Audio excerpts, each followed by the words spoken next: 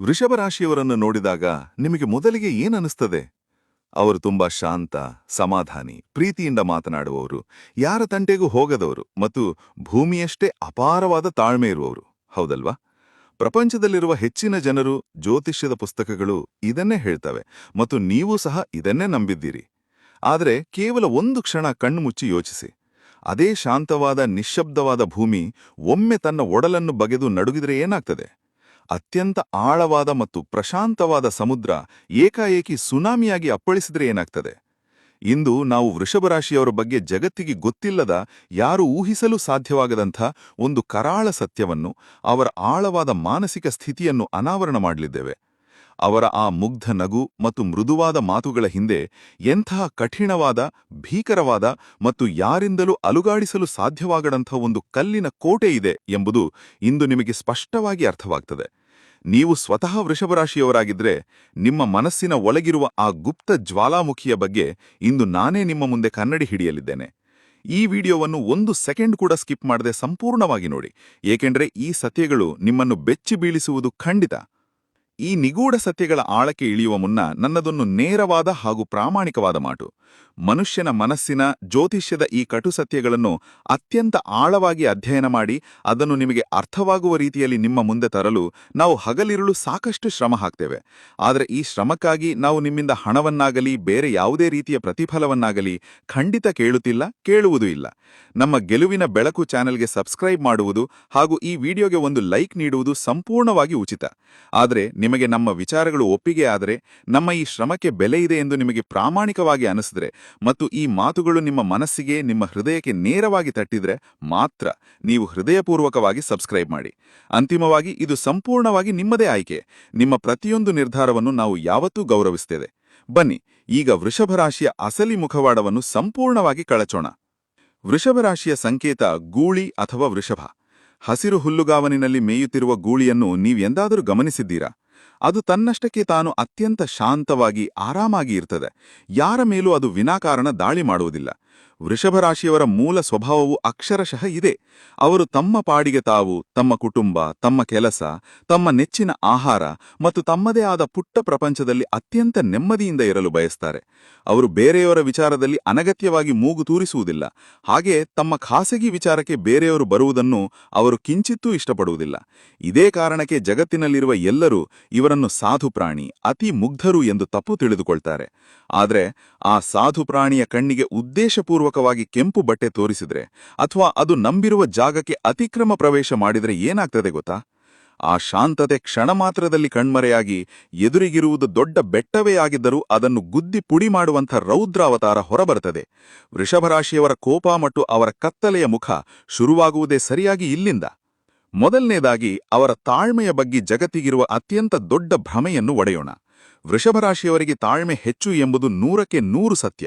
ಅವರು ನಿಮ್ಮ ತಪ್ಪುಗಳನ್ನು ಕ್ಷಮಿಸ್ತಾರೆ, ನಿಮ್ಮ ಕೆಟ್ಟ ಮಾತುಗಳನ್ನು ಸಹಿಸಿಕೊಳ್ತಾರೆ. ನೀವು ಎಷ್ಟೇ ನೋವು ಕೊಟ್ಟರೂ ಅದನ್ನು ನುಂಗಿಕೊಂಡು ಸುಮ್ಮನೆ ಇರ್ತಾರೆ. ಇದರಿಂದ ನಿಮಗೆ ಇವರು ದಡ್ಡರು, ಇವರಿಗೆ ಎದುರಿಸಿ ಮಾತನಾಡುವ ತಾಕತ್ತಿಲ್ಲ, ಇವರಿಗೆ ಕೋಪವಿಲ್ಲ, ನಾನು ಏನು ಮಾಡಿದರೂ ಇವರು ಕೊನೆಗೆ ಒಪ್ಪಿಕೊಳ್ತಾರೆ ಎಂಬ ಅಹಂಕಾರ ಮತ್ತು ಮೈಮರೆವು ಶುರುವಾಗ್ತದೆ. ಆದರೆ ನೀವು ಅರ್ಥ ಮಾಡಿಕೊಳ್ಳಲೇಬೇಕಾದ ಒಂದು ಭಯಾನಕ ಸತ್ಯವಿದೆ. ಅವರ ತಾಳ್ಮೆ ಎನ್ನುವುದು ಸಾಮಾನ್ಯ ತಾಳ್ಮೆ ಅಲ್ಲ, ಅದು ಒಂದು ಕೌಂಟ್ ಡೌನ್ ಟೈಮರ್ ಇದ್ದಂತೆ. ಅವರು ನಿಮ್ಮನ್ನು ನಿಜವಾಗಿ ಕ್ಷಮಿಸ್ತಾ ಇಲ್ಲ, ಬದಲಾಗಿ ಅವರು ನಿಮ್ಮ ಪ್ರತಿಯೊಂದು ತಪ್ಪನ್ನು ತಮ್ಮ ಮನಸ್ಸಿನ ಬ್ಯಾಕಪ್ನಲ್ಲಿ ಅತ್ಯಂತ ಸ್ಪಷ್ಟವಾಗಿ ಸೇವ್ ಮಾಡಿಕೊಳ್ತಿದ್ದಾರೆ. ಅವರು ನಿಮಗೆ ಉದ್ದವಾದ ಹಗ್ಗವನ್ನು ಕೊಡ್ತಿದ್ದಾರೆ. ನೀವು ಆ ಹಗ್ಗವನ್ನು ಹಿಡಿದುಕೊಂಡು ನಿಮ್ಮ ತಪ್ಪುಗಳನ್ನು ನೀವೇ ತಿದ್ದುಕೊಳ್ಳುತ್ತೀರೋ ಅಥವಾ ಅದೇ ಹಗ್ಗದಿಂದ ನಿಮ್ಮ ಕುತ್ತಿಗೆಗೆ ನೀವೇ ಕುಣಿಕೆ ಹಾಕಿಕೊಳ್ಳುತ್ತೀರೋ ಎಂದು ಅವರು ದೂರದಿಂದಲೇ ಅತ್ಯಂತ ಮೌನವಾಗಿ ವೀಕ್ಷಿಸ್ತಿರ್ತಾರೆ. ಅವರ ಆ ತಾಳ್ಮೆಯ ಕಟ್ಟೆ ಒಡೆದ ದಿನ ಅವರು ನಿಮ್ಮೊಂದಿಗೆ ಕೂಗಾಡುವುದಿಲ್ಲ, ಬೀದಿ ರಂಪಾಟ ಮಾಡುವುದಿಲ್ಲ. ಬದಲಾಗಿ ಅವರು ನಿಮ್ಮ ಅಸ್ತಿತ್ವವನ್ನೇ ತಮ್ಮ ಜೀವನದಿಂದ ಶಾಶ್ವತವಾಗಿ ಅಳಿಸಿ ಹಾಕ್ತಾರೆ. ಇದೇ ವೃಷಭರಾಶಿಯವರ ಅತ್ಯಂತ ದೊಡ್ಡ ಹಾಗೂ ಬೇರೆ ಯಾರಿಗೂ ಇಲ್ಲದ ಅತ್ಯಂತ ಅಪಾಯಕಾರಿ ಅಸ್ತ್ರ, ಶಾಶ್ವತ ಬಹಿಷ್ಕಾರ. ಉದಾಹರಣೆಗೆ, ವೃಶ್ಚಿಕ ರಾಶಿ ಅಥವಾ ಸಿಂಹರಾಶಿಯವರಿಗೆ ನೀವು ದ್ರೋಹ ಮಾಡಿದರೆ ಅವರು ನಿಮ್ಮ ಮೇಲೆ ಸೇಡು ತೀರಿಸಿಕೊಳ್ಳಲು ಹೊಂಚು ಹಾಕ್ತಾರೆ, ನಿಮ್ಮನ್ನು ನಾಶ ಮಾಡಲು ಪ್ರಯತ್ನಿಸ್ತಾರೆ. ತುಲಾರಾಶಿಯವರು ಕರ್ಮದ ಮೂಲಕ ಮೈಂಡ್ಗೆ ಮಾಡ್ತಾರೆ. ಆದರೆ ವೃಷಭರಾಶಿಯವರು ಅವರು ನಿಮ್ಮ ಮೇಲೆ ಸೇಡು ತೀರಿಸಿಕೊಳ್ಳಲು, ನಿಮ್ಮ ಬಗ್ಗೆ ಕುರಿತು ಯೋಚಿಸಲು ತಮ್ಮ ಅಮೂಲ್ಯವಾದ ಶಕ್ತಿ ಮತ್ತು ಸಮಯವನ್ನು ಕವಡೆ ಕಾಸಿಗೂ ವ್ಯರ್ಥ ಮಾಡುವುದಿಲ್ಲ. ನೀವು ಅವರ ನಂಬಿಕೆಯನ್ನು ಒಮ್ಮೆ ಮುರಿದರೆ ಮುಗಿಯಿತು. ಆ ಒಂದು ಕ್ಷಣದಲ್ಲಿ ಅವರು ನಿಮ್ಮ ಮತ್ತು ಅವರ ನಡುವೆ ಒಂದು ಕಲ್ಲಿನ ಗೋಡೆಯನ್ನು ಕಟ್ತಾರೆ. ಆ ಗೋಡೆ ಎಷ್ಟು ಎತ್ತರವಾಗಿರುತ್ತದೆ ಅಂದ್ರೆ ನೀವು ಎಷ್ಟು ದೊಡ್ಡ ಏಣಿ ಹಾಕಿದ್ರೂ ಅದನ್ನು ಹಾರಲು ಸಾಧ್ಯವಿಲ್ಲ. ಅದು ಎಷ್ಟು ಗಟ್ಟಿಯಾಗಿರುತ್ತದೆ ಅಂದ್ರೆ ನೀವು ಎಷ್ಟೇ ಕಣ್ಣೀರು ಹಾಕಿದ್ರೂ, ಎಷ್ಟೇ ಬಾರಿ ಕಾಲಿಗೆ ಬಿದ್ದು ಕ್ಷಮೆ ಕೇಳಿದ್ರೂ ಆ ಗೋಡೆಯನ್ನು ಒಡೆಯಲು ಸಾಧ್ಯವಿಲ್ಲ. ಅವರ ಪಾಲಿಗೆ ನೀವು ಅಂದೇ ಸತ್ತಂತೆ. ನಾಳೆ ರಸ್ತೆಯಲ್ಲಿ ನೀವು ಅವರಿಗೆ ಎದುರಾದರೂ ಅವರು ನಿಮ್ಮನ್ನು ಕಣ್ಣೆತ್ತಿಯೂ ನೋಡುವುದಿಲ್ಲ. ಅವರು ನಿಮ್ಮನ್ನು ದ್ವೇಷಿಸ್ತಾ ಇಲ್ಲ. ಬದಲಾಗಿ ನೀವು ಅವರ ಪಾಲಿಗೆ ಒಂದು ನಿರ್ಜೀವ ವಸ್ತುವಾಗಿ, ಒಂದು ಕಲ್ಲಿನಂತೆ ಆಗಿಬಿಡ್ತೀರಿ. ಯಾವುದೇ ಕೂಗಾಟವಿಲ್ಲದೆ, ಒಂದು ಹನಿ ಕಣ್ಣೀರು ಹಾಕದೆ, ಯಾವುದೇ ದ್ವೇಷದ ಮಾತುಗಳನ್ನಾಡದೆ ಜೀವಂತವಾಗಿರುವ ಒಬ್ಬ ವ್ಯಕ್ತಿಯನ್ನು ತಮ್ಮ ನೆನಪಿನಿಂದ ಮತ್ತು ಜೀವನದಿಂದ ಡೆಡ್ ಎಂಡಿಗೆ ತಳ್ಳುವ ಈ ನಿರ್ದಾಕ್ಷಣ್ಯ ಗುಣ ವೃಷಭರಾಶಿಯವರಲ್ಲಿಷ್ಟು ಬೇರೆ ಯಾರಲ್ಲೂ ಇಲ್ಲವೇ ಇಲ್ಲ. ಒಮ್ಮೆ ಅವರು ಇಲ್ಲ ಎಂದು ನಿರ್ಧರಿಸಿದ್ರೆ ಸಾಕ್ಷಾತ್ ಆ ಬ್ರಹ್ಮನೇ ಧರೆಗಿಳಿದು ಬಂದು ಬೇಡಿಕೊಂಡರೂ ಅವರ ನಿರ್ಧಾರವನ್ನು 1 ಇಂಚು ಕೂಡ ಬದಲಾಯಿಸಲು ಸಾಧ್ಯವಿಲ್ಲ. ಇದೇ ಅವರ ಸ್ಟಬರ್ನ್ ಅಥವಾ ಜಗತ್ತು ಕರೆಯುವ ಹಠಮಾರಿ ಸ್ವಭಾವದ ನಿಜವಾದ ರೂಪ.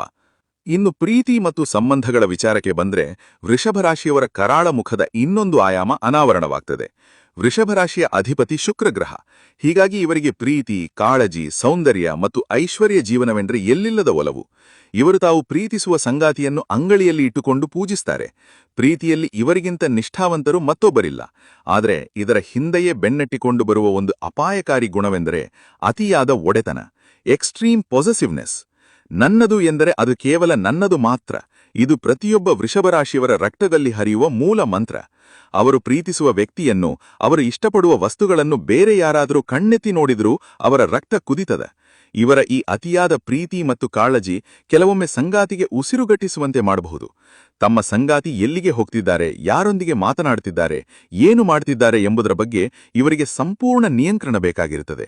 ಇದು ಕೇವಲ ಅನುಮಾನವಲ್ಲ, ಬದಲಾಗಿ ತಮ್ಮದಾದ ವಸ್ತು ಅಥವಾ ವ್ಯಕ್ತಿಯನ್ನು ರಕ್ಷಿಸಿಕೊಳ್ಳುವ ಅವರ ಪ್ರಾಣಿ ಸಹಜವಾದ ಟೆರಿಟೋರಿಯಲ್ ಗುಣ. ಇವರ ಈ ಪೊಸೆಸಿವ್ನೆಸ್ ಅನ್ನು ನೀವು ಅರ್ಥ ಮಾಡಿಕೊಳ್ಳದಿದ್ರೆ ಆ ಸಂಬಂಧ ನಿಮಗೆ ಉಸಿರುಗಟ್ಟಿಸುವ ಒಂದು ಜೈಲಿನಂತೆ ಅನಿಸಲು ಶುರುವಾಗ್ತದೆ. ಅವರು ನಿಮ್ಮನ್ನು ಪ್ರೀತಿಸಿದರೆ ಸಂಪೂರ್ಣವಾಗಿ ಆವರಿಸಿಕೊಳ್ತಾರೆ. ಅಲ್ಲಿ ಬಿಟ್ಟುಕೊಡುವ ಮಾತೇ ಇರುವುದಿಲ್ಲ. ಇನ್ನು ಹಣ ಮತ್ತು ವೃತ್ತಿಜೀವನದ ಬಗ್ಗೆ ಮಾತನಾಡೋಣ. ವೃಷಭರಾಶಿಯವರು ಅತ್ಯಂತ ಪ್ರಾಯೋಗಿಕ ಮತ್ತು ಕರಾರುವಾಕ್ಯುಳ್ಳ ಲೆಕ್ಕಾಚಾರವುಳ್ಳವರು. ಇವರಿಗೆ ಗಾಳಿಯಲ್ಲಿ ಗೋಪುರ ಕಟ್ಟುವ, ಬರೀ ಮಾತುಗಳಲ್ಲಿ ಹೊಗಳುವ, ಕೆಲಸವಿಲ್ಲದೆ ಬಡಬಡಿಸುವ ಜನರ ಕಂಡರೆ ಆಗುವುದಿಲ್ಲ. ಇವರಿಗೆ ಕಣ್ಣಿಗೆ ಕಾಣುವ, ಕೈಗೆ ಸಿಗುವ ರಿಸಲ್ಟ್ ಮಾತ್ರ ಮುಖ್ಯ. ಇವರು ಹಣವನ್ನು ಕೇವಲ ಖರ್ಚು ಮಾಡಲು ಅಥವಾ ಶೋಕಿ ಮಾಡಲು ಸಂಪಾದಿಸುವುದಿಲ್ಲ. ಬದಲಾಗಿ ಹಣವನ್ನು ಭದ್ರತೆ ಮತ್ತು ಅಧಿಕಾರದ ಸಂಕೇತವಾಗಿ ನೋಡ್ತಾರೆ. ಕೆಲಸದ ಸ್ಥಳದಲ್ಲಿ ಇವರು ಅತ್ಯಂತ ನಿಷ್ಠಾವಂತರು ಮತ್ತು ಮೈ ಬಗ್ಗಿಸಿ ದುಡಿಯುವ ಕಠಿಣ ಶ್ರಮಜೀವಿಗಳು. ಇವರು ಆಫೀಸ್ ರಾಜಕೀಯದಲ್ಲಿ ಹೆಚ್ಚು ತಲೆ ಹಾಕುವುದಿಲ್ಲ. ಆದರೆ ಇವರ ಶ್ರಮವನ್ನು ಯಾರಾದರೂ ಕದಿಯಲು ಪ್ರಯತ್ನಿಸಿದರೆ ಅಥವಾ ಇವರ ಸ್ಥಾನಕ್ಕೆ ಯಾರಾದರೂ ಕುತ್ತು ತರಲು ಪಿತೂರಿ ಮಾಡಿದರೆ ಆಗ ಶುರುವಾಗ್ತದೆ ನೋಡಿ ವೃಷಭರಾಶಿಯವರ ಅಸಲಿ ಆಟ.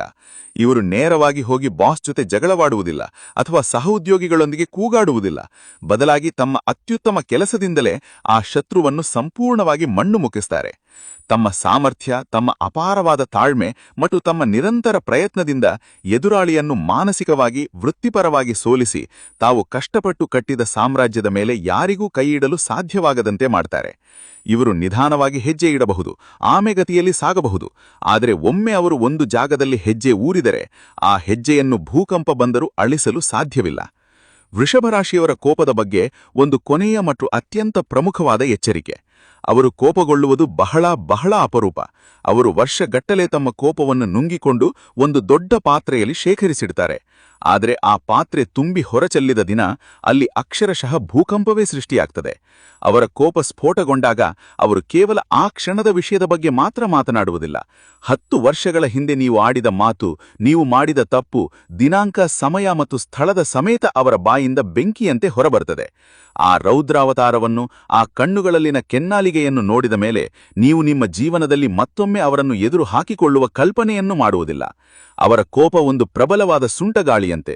ಅದು ಬಂದು ಹೋದ ಮೇಲೆ ಆ ಜಾಗದಲ್ಲಿ ನಿಮ್ಮ ಅಹಂಕಾರ, ನಿಮ್ಮ ಸಂಬಂಧ, ನಿಮ್ಮ ಮೇಲಿದ್ದ ನಂಬಿಕೆ ಯಾವುದೂ ಉಳಿಯುವುದಿಲ್ಲ. ಕೇವಲ ಭೀಕರವಾದ ಸ್ಮಶಾನದಂತ್ರ ಮೌನ ಮಾತ್ರ ಉಳಿತದೆ. ಹಾಗಾದರೆ ಇಂತಹ ವೃಷಭರಾಶಿಯವರ ಜೊತೆ ಬದುಕುವುದು ಹೇಗೆ?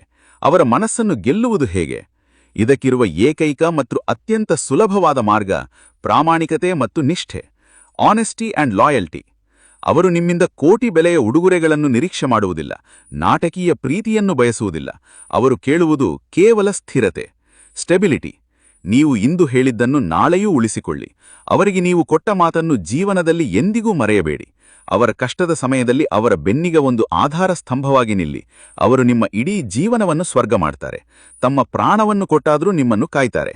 ಆದರೆ ಅವರನ್ನು ಮರುಳು ಮಾಡಲು, ಅವರಿಗೆ ಸುಳ್ಳು ಹೇಳಲು ಅಥವಾ ಮೈಂಡ್ ಗೇಮ್ ಆಡಲು ಪ್ರಯತ್ನಿಸಿದರೆ ನೀವು ನಿಮ್ಮ ಜೀವನದಲ್ಲಿ ಅತ್ಯಂತ ಪ್ರಾಮಾಣಿಕ, ಅತ್ಯಂತ ಪ್ರೀತಿಯುಳ್ಳ ಮತ್ತು ಅತ್ಯಂತ ಶಕ್ತಿಶಾಲಿ ಬೆಂಬಲಿಗನ್ನು ನಿಮ್ಮ ಸ್ವಂತ ಕೈಯಾರೆ ಕಳೆದುಕೊಳ್ತೀರಿ.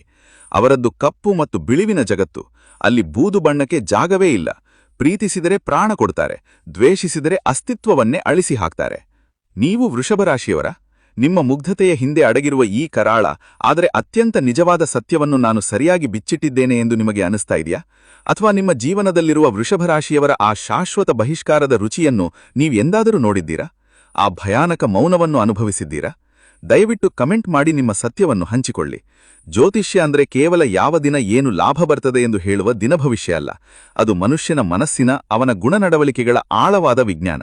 ಈ ವಿಜ್ಞಾನವನ್ನು, ಮನುಷ್ಯನ ಮನಸ್ಸಿನ ಕರಾಳ ಸತ್ಯಗಳನ್ನು, ಯಾರೂ ಹೇಳಲು ಧೈರ್ಯ ಮಾಡದ ವಿಷಯಗಳನ್ನು ನಿಮ್ಮ ಮುಂದೆ ಬೆತ್ತಲೆಯಾಗಿ ಇಡುವುದೇ ನಮ್ಮ ಉದ್ದೇಶ. ಇದೇ ರೀತಿಯ ನಿಗೂಢ, ಆಳವಾದ ಮತ್ತು ಜೀವನಕ್ಕೆ ಹತ್ತಿರವಾದ ವಿಶ್ಲೇಷಣೆಗಳಿಗಾಗಿ ನಮ್ಮ ಗೆಲುವಿನ ಬೆಳಕು ಚಾನಲ್ ಅನ್ನು ಸಬ್ಸ್ಕ್ರೈಬ್ ಮಾಡಲು ಮರೆಯಬೇಡಿ. ನಿಮ್ಮ ಪ್ರೀತಿ, ನಿಮ್ಮ ಬೆಂಬಲವೇ ನಮಗೆ ಶ್ರೀರಕ್ಷೆ. ಮತ್ತೊಂದು ರಾಶಿಯ ಮತ್ತಷ್ಟು ಕರಾಳ ಮತ್ತು ನಿಗೂಢ ರಹಸ್ಯಗಳೊಂದಿಗೆ ಮುಂದಿನ ವಿಡಿಯೋದಲ್ಲಿ ಭೇಟಿಯಾಗೋಣ. ಅಲ್ಲಿಯವರೆಗೆ ನಿಮ್ಮ ಸುತ್ತಮುತ್ತಲಿರುವ ವೃಷಭರಾಶಿಯವರ ತಾಳ್ಮೆಯನ್ನು ಎಂದಿಗೂ ಯಾವುದೇ ಕಾರಣಕ್ಕೂ ಪರೀಕ್ಷಿಸಲು ಹೋಗದಿರಿ. ನಮಸ್ಕಾರ.